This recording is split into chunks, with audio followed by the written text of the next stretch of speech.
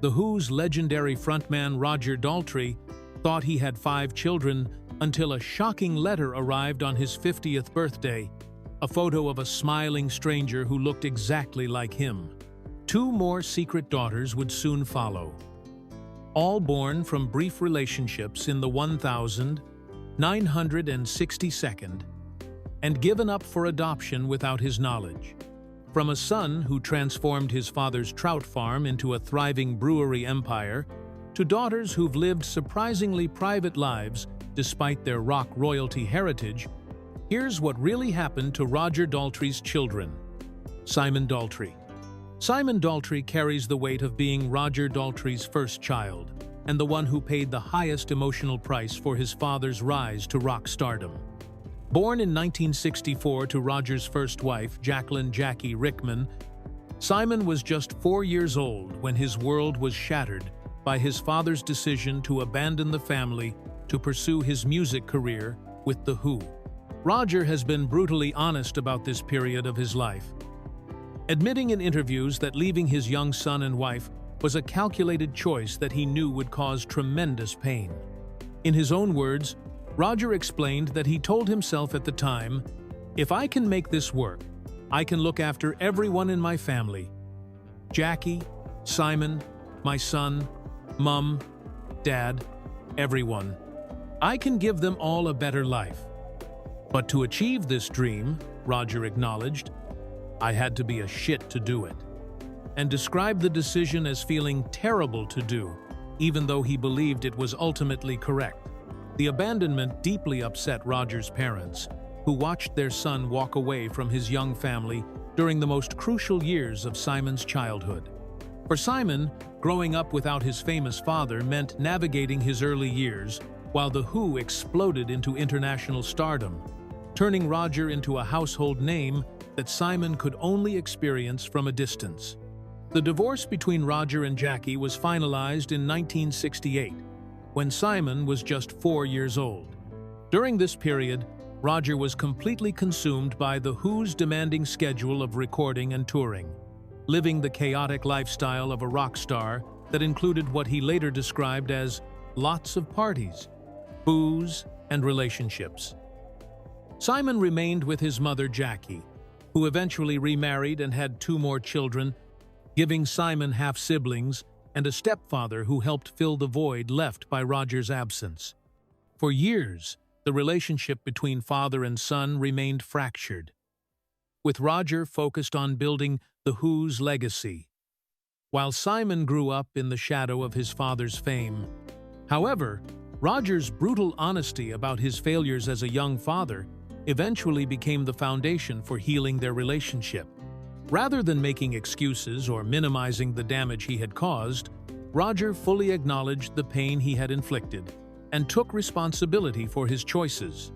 The transformation of their relationship represents one of the most remarkable family reconciliations in rock history. Roger now describes himself as very close to Simon, a dramatic change from the years of separation and hurt. The healing became so complete that it extended beyond just father and son to encompass the entire extended family network that had formed in Roger's absence. Perhaps the most surprising testament to this family's ability to forgive and move forward is that they all began taking vacations together as one large, blended family.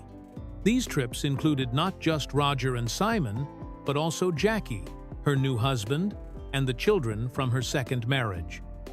Roger has described these family gatherings as proof that despite his early mistakes, he was able to learn from his failures and become a totally different character than he was during those early rock and roll years.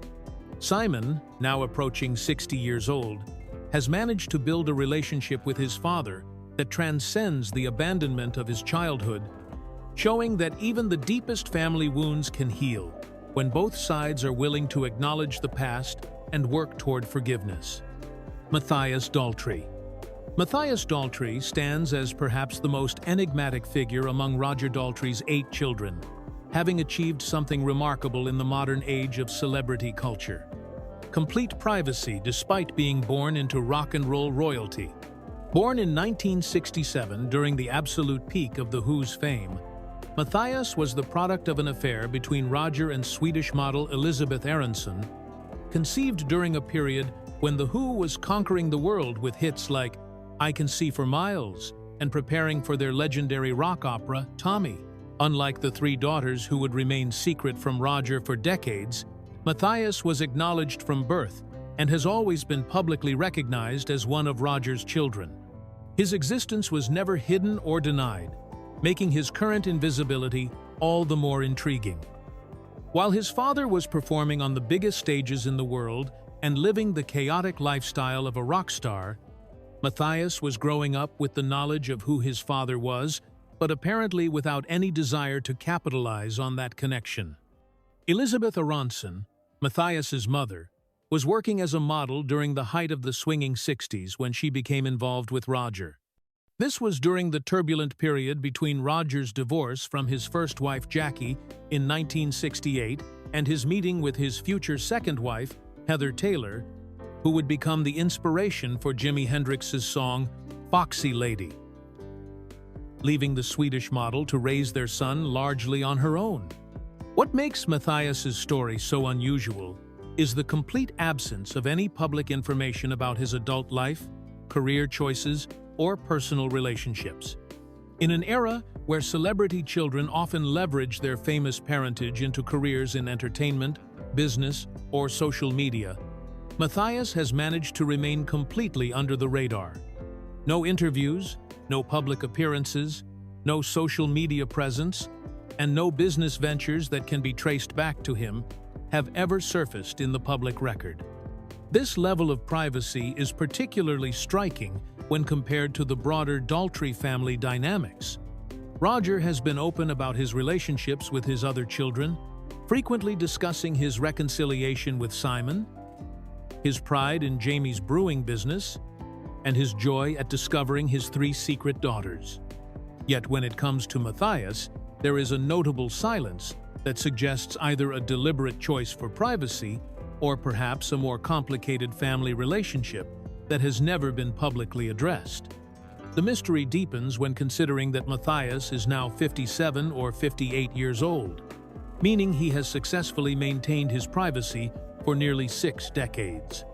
This is no small feat for someone whose father is one of the most recognizable voices in rock history, and who has given countless interviews about his family life over the years. Whether Matias chose a completely different path from his famous father, pursued a career that required discretion, or simply values his privacy above all else, remains unknown. What is clear is that Matias Daltry has achieved something that many celebrity children struggle with: the ability to live life entirely on his own terms, free from the expectations and pressures that come with being Roger Daltrey's son. Rosie Leah Daltry. Rosie Leah Daltry has achieved something extraordinary in the age of social media and celebrity culture. She has lived her entire life as the daughter of one of rock's biggest stars, while maintaining complete anonymity from the public eye. Born on October 3, 1972, Rosie was the first child born to Roger Daltrey, and his second wife, Heather Taylor, making her entrance into a world where her father was already a global icon and her mother was a former model who had inspired one of rock's most famous songs. Heather Taylor, Rosie's mother, was far from an ordinary parent herself. She had dated Davy Jones of The Monkees and was reportedly the inspiration behind Jimi Hendrix's legendary song Foxy Lady, before she met and married Roger in 1971. This meant that Rosie grew up in a household where rock and roll royalty was simply the family business. Yet, she chose to reject any path that would put her in the spotlight. Rosie's childhood was spent at Holmeshurst Manor, the family's sprawling estate in East Sussex that Roger purchased in 1971. This Jacobean country house, built in 1610, provided a remarkably private and rural upbringing, despite being owned by one of the world's most famous rock stars. The property, with its 20 rooms and 400 acres of farmland, offered Rosie and her siblings a childhood far removed from the typical celebrity lifestyle of Hollywood or London's social scene. Growing up on the estate meant that Rosie was surrounded by the trappings of her father's success, including the trout fishery that Roger designed and built in the 1980s, which would later become the foundation for her brother Jaime's brewing business. Yet, despite this unique upbringing and the countless opportunities that her father's fame and fortune could have provided, Rosie chose a completely different path from what anyone might have expected. What makes Rosie's story particularly striking is the thoroughness of her privacy. In an era where celebrity children often become public figures through social media, reality television, or by leveraging their family connections into careers in entertainment or business, Rosie has managed to avoid any public presence whatsoever. No interviews, no social media accounts, no business ventures, and no public appearances have ever been documented, making her one of the most successfully private celebrity children of her generation. This level of anonymity is especially remarkable, given that her father has been open about his family life in countless interviews over the decades. Roger has discussed his relationships with his other children, his pride in their accomplishments, and even his discovery of 3 secret daughters. Yet Rosie remains a figure who exists only in family photographs from decades past and brief mentions in biographical articles about her famous father. The choice to remain completely out of the public eye suggests that Rosie has found fulfillment in a life that exists entirely separate from her father's celebrity status. Whether she pursued a traditional career, started a family of her own, or chose a completely different path remains unknown. And that mystery itself has become the defining characteristic of her adult life. Willow Amber Daltry.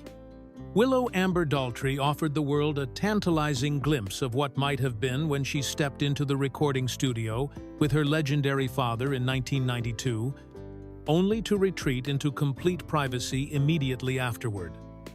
Born on March 20th, 1975, Willow was the second daughter of Roger Daltrey and Heather Taylor, growing up in the same rural Sussex estate that shielded her family from the intense scrutiny that typically surrounds rock royalty. The musical collaboration that would become Willow's only known public appearance happened during the recording of Roger's solo album, Rocks in the Head, his first studio effort of the 1990s. This album represented a more personal and introspective period for Roger, who was exploring different vocal ranges and emotional territories in his music. The project showcased his ability to move from powerful blues growls reminiscent of Howlin' Wolf to the tender, intimate vocals that he shared with his 17-year-old daughter on the ballad Everything a Heart Could Ever Want. The song itself was a departure from Roger's typical rock anthems, offering instead a gentle, emotionally vulnerable moment that allowed both father and daughter to showcase a softer side of their voices. For fans of The Who and Roger's solo work, hearing Willow's voice blending with her father's provided a rare and precious glimpse into the Daltry family's private world, where music was not just a career, but a deeply personal form of expression shared between generations. What made this collaboration particularly special was the natural chemistry between father and daughter, suggesting that Willow had inherited not just Roger's vocal genes, but also his musical instincts and emotional connection to song. The tenderness in their shared vocals hinted at a young woman who understood music from the inside out, having grown up surrounded by it in one of rock's most famous households. However, this single recording session would prove to be both Willow's debut and her farewell to the public music world. Despite the obvious talent she displayed and the potential doors that could have opened for her as Roger Daltrey's musically gifted daughter, Willow chose to step away from any further public musical endeavors. The collaboration with her father remains a unique artifact, a one-time glimpse into what could have been a musical dynasty continuing into the next generation. The decision to retreat from music and public life entirely suggests that Willow experienced the recording process and chose a different path for herself. Whether this was due to a desire for privacy, a preference for pursuing other interests, or simply a recognition that she wanted to forge her own identity separate from her father's enormous legacy, her choice has been absolute and unwavering. Now approaching 50 years old, Willow has maintained the same level of privacy that characterizes most of Roger's children, living a life completely removed from the entertainment industry despite having demonstrated clear musical ability. Her brief moment in the recording studio with her father stands as the only evidence of her musical talents, making Everything a Heart Could Ever Want a bittersweet reminder of a path not taken. Jaime Daltry. Jaime Daltry has proven that entrepreneurial talent runs as deep in the Daltry bloodline as musical ability, transforming his father's beloved hobby into a thriving business empire that has become the pride of the family estate. Born on February 2, 1981, Jaime was the youngest child of Roger and Heather Taylor, growing up on the sprawling Holmeshurst Manor estate in East Sussex, where his father had been cultivating both his passion for trout fishing and his business instincts for decades. The foundation of Jaime's success story began long before he was born, when Roger designed and built Lakedown Trout Fishery in 1981, using 4 spring-fed lakes that he personally planned and constructed on the family property. This fishery became Roger's retreat from the intensity of rock stardom, a place where he could find peace and pursue his love of angling while staying connected to the land that had become his family's sanctuary.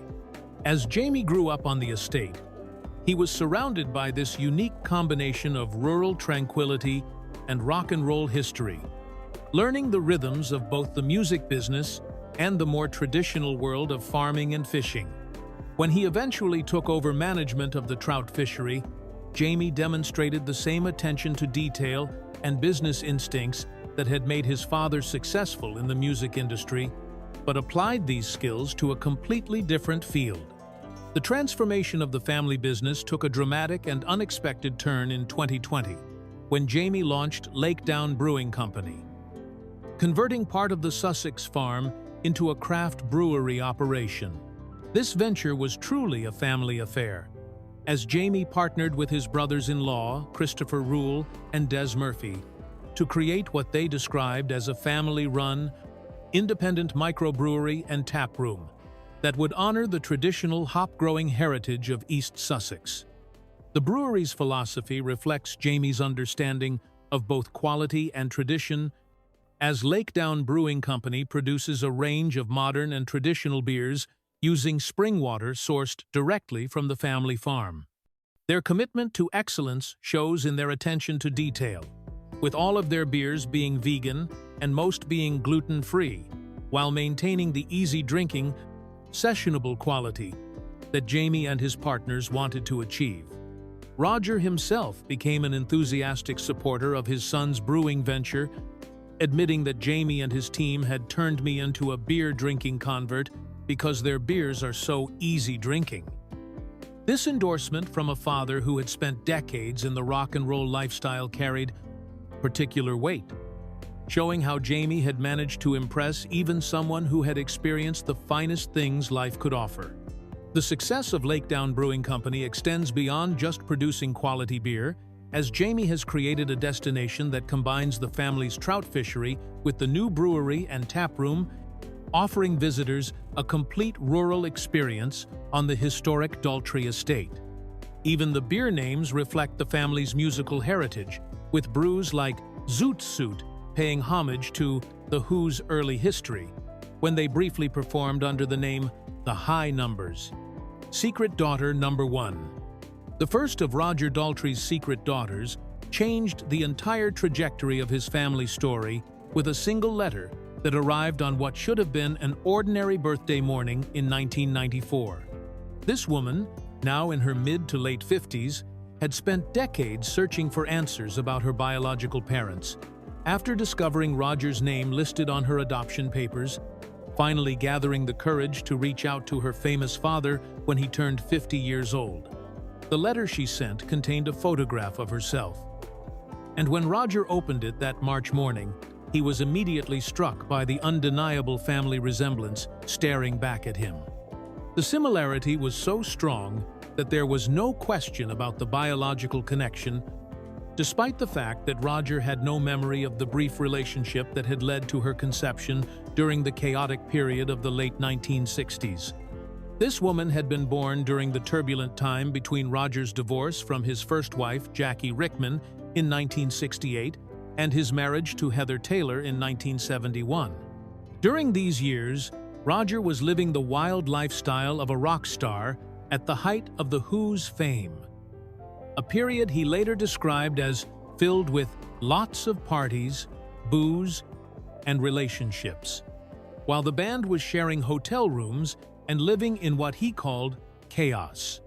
Her birth mother had made the difficult decision to give her up for adoption, a choice that was common for unmarried women in the late 1960s, when social stigma around single motherhood was still intense. The adoption process meant that Roger was never informed of her existence, and her biological mother apparently chose not to contact him during her pregnancy or after the birth. Growing up in an adoptive family, this woman had lived her entire life wondering about her biological parents and her true heritage. The discovery of Roger's name on her adoption documents must have been both thrilling and overwhelming, as she realized that her biological father was one of the most famous rock stars in the world.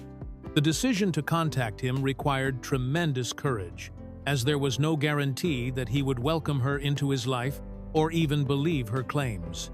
The timing of her letter, arriving precisely on Roger's 50th birthday, created a moment that Roger has described as transformative for his understanding of his own family. Rather than rejecting her claims or demanding proof, Roger embraced the reunion wholeheartedly, describing the experience as great and expressing genuine joy at discovering he had a daughter he never knew existed. The success of this initial contact opened the door for what became an ongoing relationship between Roger and his first secret daughter. According to Roger, she has remained close to the family and maintains regular contact with her biological father and his extended family, including Heather, who welcomed her with remarkable grace and acceptance. This woman's brave decision to reach out not only changed her own life, but also paved the way for two more secret daughters to come forward with their own stories. Secret daughter number 2. The second of Roger Daltrey's secret daughters found the courage to step forward only after witnessing the successful reunion between her biological father and the first daughter who had contacted him. This woman, also born during the late 1960s and now in her mid to late 50s, had been living with the knowledge that Roger Daltry was listed as her father on her adoption documents, but had never acted on this information until she saw that reaching out was possible and welcome. Like her biological sister, this second daughter was conceived during the wild period between Roger's divorce from Jackie Rickman and his marriage to Heather Taylor, when The Who was at the peak of their fame, and Roger was living the chaotic lifestyle that came with international rock stardom. During this time, Roger has admitted, he was involved in numerous brief relationships while touring and recording, often staying in shared hotel rooms with his bandmates and living in what he described as complete chaos. Her birth mother, like the mother of the first secret daughter, made the difficult decision to place her child for adoption, rather than attempt to contact Roger or raise the child as a single mother.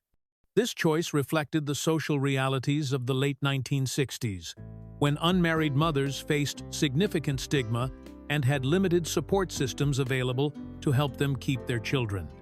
The adoption process ensured that Roger remained completely unaware of her existence for nearly 3 decades. Growing up in an adoptive family, this second daughter lived her entire childhood and early adulthood, knowing that one of the world's most famous rock stars was her biological father, yet uncertain whether she should or could make contact with him.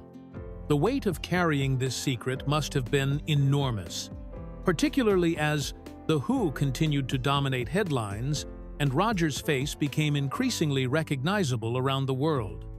The breakthrough came when news of the first daughter's successful reunion with Roger became known, either through family connections or possibly through media coverage of Roger's expanding family. Seeing that Roger had welcomed his first secret daughter with open arms and genuine enthusiasm gave this second daughter the confidence she needed to come forward with her own story. When she did make contact, Roger's response was consistent with his reaction to the first daughter. Rather than being overwhelmed or defensive about these revelations from his past, Roger embraced the opportunity to expand his family and welcomed her into the fold. His willingness to accept responsibility for his past actions and to build relationships with these women he had never known existed demonstrated a maturity and emotional growth that had developed over his decades in the music industry. The timing of her decision to come forward meant that she became part of a larger family revelation that was unfolding in Roger's life during the mid-1990s. Roger has described all three secret daughters as staying in touch and being close to the family, suggesting that this second daughter has found her place within the extended Daltry clan alongside her biological sisters and half-siblings. Secret daughter number 3.